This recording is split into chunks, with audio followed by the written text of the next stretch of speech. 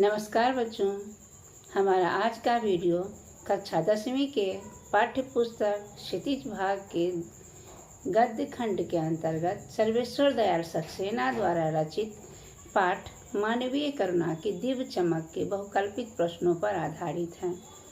ये प्रश्न आपके ऑनलाइन परीक्षा और पाठ के गहन अध्ययन में भी सहायक सिद्ध होंगे।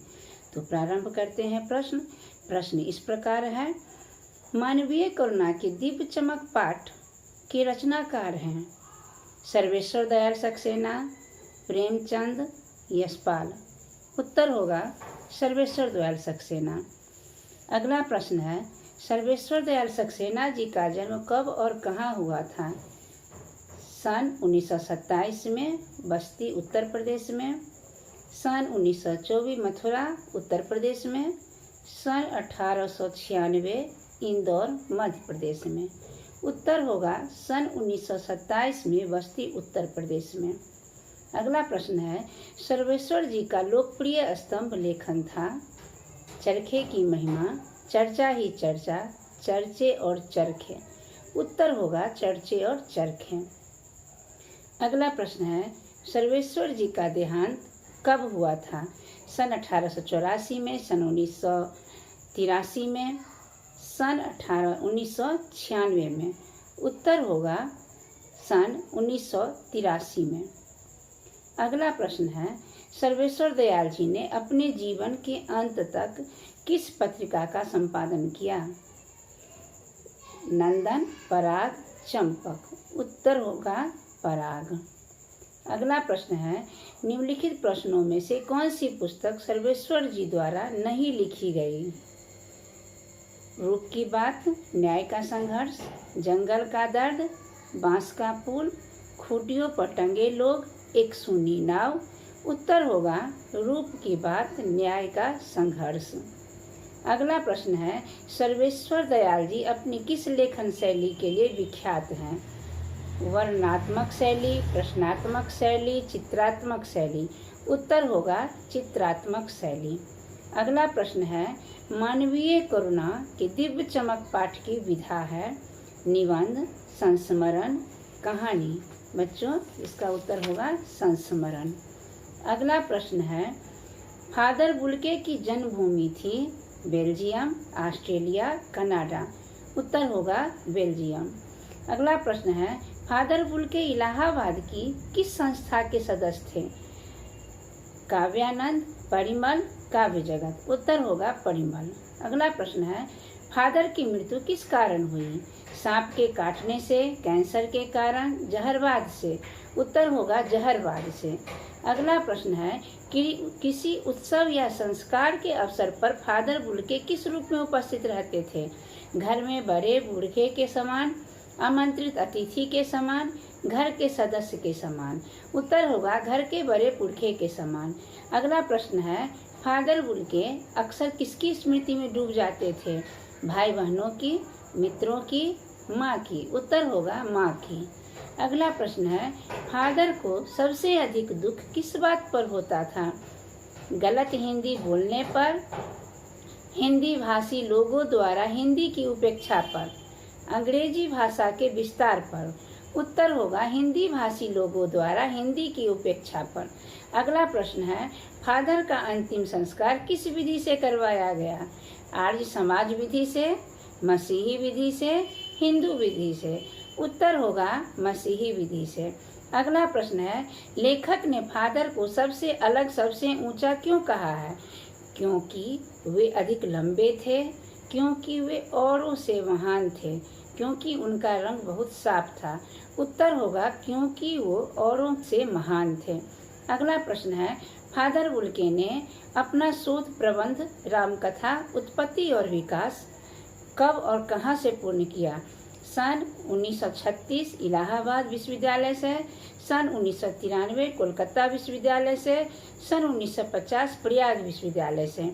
उत्तर होगा सन 1950 प्रयाग विश्वविद्यालय से। अगला प्रश्न है। फादर बुल्के ने मातरलिंग के प्रसिद्ध नाटक ब्लू बर्ड का रूपांतरण किस नाम से किया? नीली चिड़िया, नील पक्षी, नील चिड़ैया। उत्तर होगा नील पक्षी।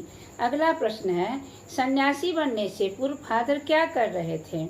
अपना व्यवसाय, दुकान पर नौकरी, इंजीनियरिंग की पढ़ाई। उत्तर होगा इंजीनियरिंग की पढ़ाई। बच्चों, यहाँ सन्यासी में 100 के ऊपर अनुस्वार छूट गया है। सन्यासी में 100 के ऊपर अनुस्वार भी होता है। अगला प्रश्न है, धर्म गुरु के पास जाकर फादर ने क्या शर्त रखी थी? सन्यासी बनकर भारत जाने की, सन्यासी बनकर भी समाज के बीच रहने की, वे साधु भेष में नहीं धारण करने की, समाज के बीच रहने की।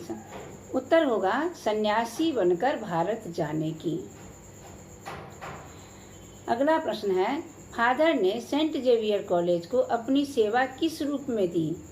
एक सन्यासी के रूप में, हिंदी संस्कृत के विभागाध्यक्ष के रूप में, एक शोधार्थी के रूप में। उत्तर होगा एक हिंदी संस्कृत के विभागाध्यक्ष के रूप में। अगला प्रश्न है, फादर का अंतिम संस्कार कब और कहाँ किया गया? 16 अगस्त 1992 इंडिया गेट, दिल्ली के निकट कब्रगाह में। 18 अगस्त 1982 कश्मीरी गेट, दिल्ली के निकट निकलसन कब्रगाह में। 26 अगस्त 1984 रोहिणी, दिल्ली के कब्रगाह में। उत्तर होगा 18 अगस्त 1982 कश्मीरी गेट, दिल्ली के निकलसन कब्रगाह में। अगला प्रश्न है, फादर का अंतिम संस्कार किसके द्वारा किया गया? बेल्जियम के फादर टोम्पो के द्वारा, रांची के फादर पास्कल तोयना के द्वारा, रोम से आए पोप के द्वारा। उत्तर होगा रांची के फादर पास्कल तोयना के द्वारा। अगला प्रश्न है, फादर बुल्के का अंतिम संस्कार करते हुए फादर पास्कल ने क्या कामना की? फादर पुनर्जीवित हो जाए, इस धरती से ऐसे और रत्न पैदा हो, ईश्वर ऐसी दुखद मौत किसी को न दे। उत्तर होगा इस धरती से ऐसे और रत्न पैदा हो। अगला प्रश्न है, फादर को कैसे वृक्ष के समान कहा गया है? बरगद के वृक्ष के समान, पीपल के वृक्ष के समान, छायादार फल फूल और गंध से युक्त वृक्ष के समान। उत्तर होगा छायादार फल फूल और गंध से युक्त वृक्ष के समान।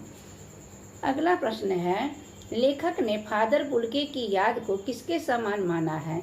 यज्ञ की पवित्र अग्नि के समान, पीड़ादायी स्मृति के समान, प्रेरणादायी संत के समान। उत्तर होगा यज्ञ की पवित्र अग्नि के समान। अगला प्रश्न है, फादर अपने परिवार में किसके प्रति चिंतित देखे जाते थे? माता के प्रति, भाइयों के प्रति, बहन के विवाह के प्रति। उत्तर होगा बहन के विवाह के प्रति। अगला प्रश्न है, प्रभु की इच्छा थी ऐसा कहकर ऐसा फादर ने किस बारे में कहा है? इंजीनियरिंग बनने के बारे में, सन्यासी बनकर भारत आने के बारे में, जहरवाद के मरने के बारे में। उत्तर होगा सन्यासी बनकर भारत आने के बारे में। अगला प्रश्न है, फादर बुल्के ने किस शब्दकोश का निर्माण किया? हिंदी अंग्रेजी शब्दकोश का, उर्दू शब्दकोश का, अंग्रेजी हिंदी शब्दकोश का। उत्तर होगा अंग्रेजी हिंदी शब्दकोश का। अगला प्रश्न है, फादर कामिल बुल्के का व्यक्तित्व डैश की छाया जैसा था? बरगद की छाया, करील की छाया, देवदार की छाया। उत्तर होगा देवदार की छाया। बच्चों, उम्मीद है कि ये बहुकल्पित प्रश्न आपके लिए बहुत उपयोगी होंगे और आप इसे पढ़कर परीक्षा में अधिक से अधिक अंक लाने में सफल होंगे। तो जल्द ही मिलते हैं एक नए पाठ के साथ। तब तक आप पढ़ते रहिए और आगे बढ़ते रहिए। धन्यवाद।